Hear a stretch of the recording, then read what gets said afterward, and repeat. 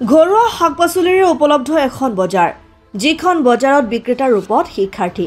এঙেৰা মজলীয়া বিদ্যালয়ৰ ব্যতিক্ৰমী পদক্ষেপ। বিদ্যালয়ৰ প্ৰাংগণত বজাৰত বহিল ছাত্ৰ-ছাত্ৰী। চৰাইদেউ জিলাৰ এঙেৰা মজলীয়া বিদ্যালয়ৰ শিক্ষক অভিভাৱকৰ সহযোগত এখন বজাৰ বহোৱা হয়, য'ত বিক্ৰেতাৰ ৰূপত দেখা গ'ল ছাত্ৰ-ছাত্ৰীক।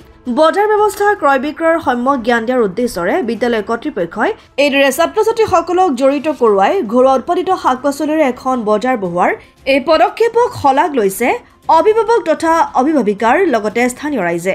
বিজ্ঞান দিৱসৰ উদযাপনৰ লগত সংগতি ৰাখি আমি আচলতে বজাৰৰ যাতে সম্যক জ্ঞান আমাৰ ছাত্ৰ ছাত্ৰীসকলে পায়, তাৰ সেই উদ্দেশ্য আগত ৰাখি আমি আচলতে এই বজাৰৰ ব্যৱস্থাটো কৰিছোঁ। আৰু এটা খুব ক্ৰেতা তেওঁলোকে কিনা বেচাৰ সেইটো শিকিছে, উপাৰ্জনমুখী হৈছে। তাৰ কিছু আচলতে বজাৰৰ সম্যক জ্ঞান দি তেওঁলোকক যাতে তেওঁলোক আগবাঢ়ি যাব পাৰে আগন্তুক দিনত, সেই উদ্দেশ্য লৈ আমি ব্যৱস্থা কৰিছোঁ। আমি আৰু খুব সুফল পাইছে, তেওঁলোকো বিক্ৰী ভাল হৈছে, আমাৰ কিনোতা সংখ্যাও হৈছে। চব থলুৱাভাৱে উৎপাদিত সামগ্ৰী তেওঁলোকে আনিছে আৰু দাম দৰটো খুব সুন্দৰ, ভাল লাগিছে। তেওঁলোক খুব উৎসাহিত। আচলতে তেওঁলোকে এইদৰে যাতে উপাৰ্জন কৰি ঘৰলৈ যাতে আৰ্থিকভাৱে সহায় সহযোগ আগবঢ়াব পাৰে, আচলতে সেইটো তেওঁলোকে পোৱাৰ লক্ষ্যৰে আমি বজাৰখনৰ ব্যৱস্থা কৰিছিলোঁ। খুব এটা ভাল পৰিৱেশ, ভাল লাগিছে। এইটো আমি এতিয়াতো যিহেতু আমাৰ বিজ্ঞান দিৱসৰ লগত সংগতি ৰাখি কৰিছোঁ, আমি এইটো সিদ্ধান্ত লৈছোঁ, আমি আলোচনা কৰিছোঁ ইতিমধ্যে। আমি ধাৰাবাহিকতা ইয়াৰ অক্ষুণ্ণ ৰাখিম, যাতে তেওঁলোকে এইটো যাতে অহা দিনত উঠি অহা দিনত তেওঁলোকে ইয়াৰ বজাৰৰ যিটো ধাৰণা সেইটো জানে তেওঁলোকে সম্পূৰ্ণকৈ পায়। শ্ৰীমতী আসনশ্যাম, মই ক্লাছ 6ত। আজি বজাৰত তোমালোকে আজি পাঠ গ্ৰহণ কৰা নাই, তাৰ পৰিৱৰ্তে বজাৰত বহিছে, কেনেকুৱা লাগিছে? ভালেই লাগিছে। কেতিয়া আহিলা? স্কুলত ৰাতিপুৱা আহিলোঁ, তাৰপাছত 1টামান বজাত বজাৰ বহিছে।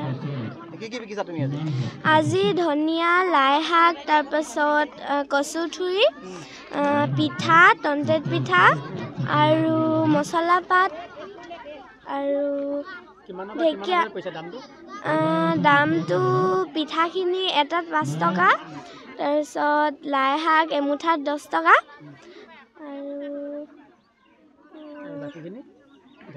আৰু ঢেকীয়া দুমুঠাত 10 টকা। আহিছে, বিক্ৰী হৈছে। কেনেকৈ দাম দৰ শিকিব লাগে, গ্ৰাহক আহিলে কেনেকুৱা ব্যৱহাৰ কৰিব লাগে আৰু হিচাপ নিকাচ শিকিছোঁ। বস্তু আনিছা, কেনেকুৱা লাগিছে আজি কোৱা? ভাল লাগিছে। এজনে কোৱা?